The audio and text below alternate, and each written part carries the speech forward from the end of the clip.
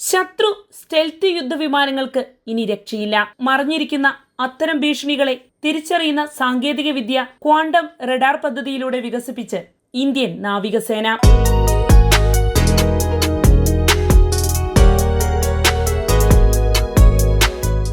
നമസ്കാരം, ഞാൻ ജാസ്മിൻ. ഭാവിയിലെ സ്റ്റെൽത്ത് യുദ്ധവിമാനങ്ങളെയും അത്യാധുനിക ഡ്രോണുകളെയും കണ്ടെത്താൻ തദ്ദേശീയ സോവറിൻ ക്വാണ്ടം റഡാർ പദ്ധതിയുമായി ഇന്ത്യൻ നാവികസേന.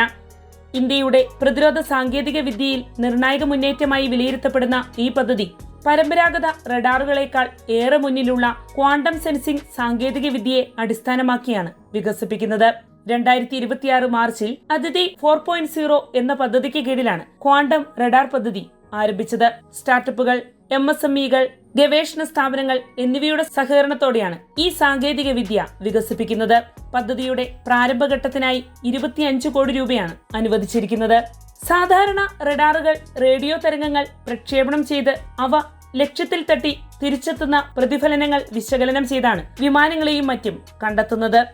എന്നാൽ സ്റ്റെൽത്ത് യുദ്ധവിമാനങ്ങൾ പ്രത്യേക രൂപകൽപ്പനയും റഡാർ കിരണങ്ങൾ ആഗീകരണം ചെയ്യുന്ന വസ്തുക്കളും ഉപയോഗിച്ചാണ് നിർമ്മിച്ചിരിക്കുന്നത് എന്നതിനാൽ ഈ തരംഗങ്ങൾ അവയിൽ തട്ടി തിരിച്ചെത്തുക എന്നതിന് സാധ്യത വളരെ കുറവാണ്.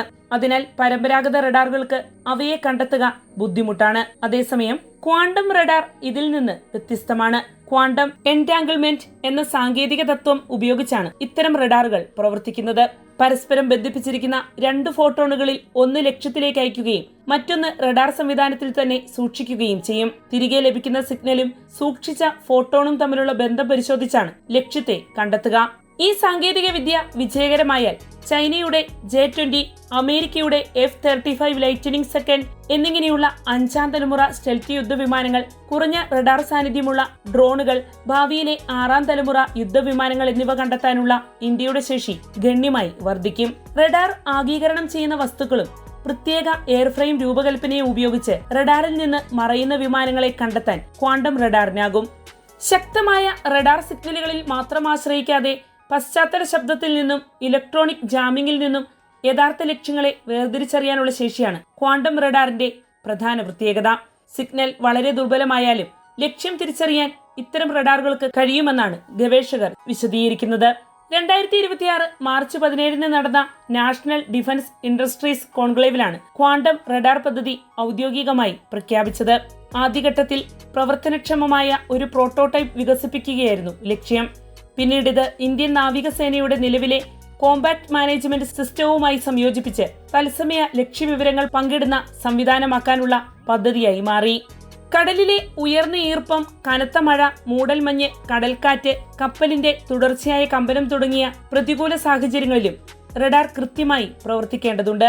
അതിനാൽ സാങ്കേതിക വിദ്യ വികസിപ്പിക്കുന്നതോടൊപ്പം ഇത്തരം വെല്ലുവിളികളും പരിഹരിക്കേണ്ടത് അനിവാര്യമാണ്.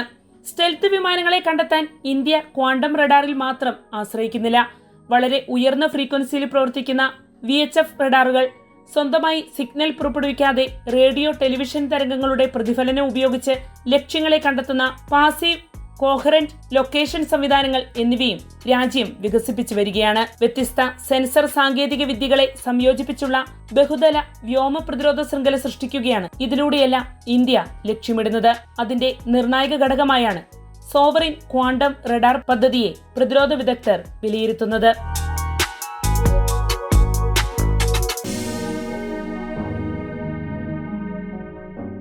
വാർത്തയുടെ നിറം തേടി തനിനിറം.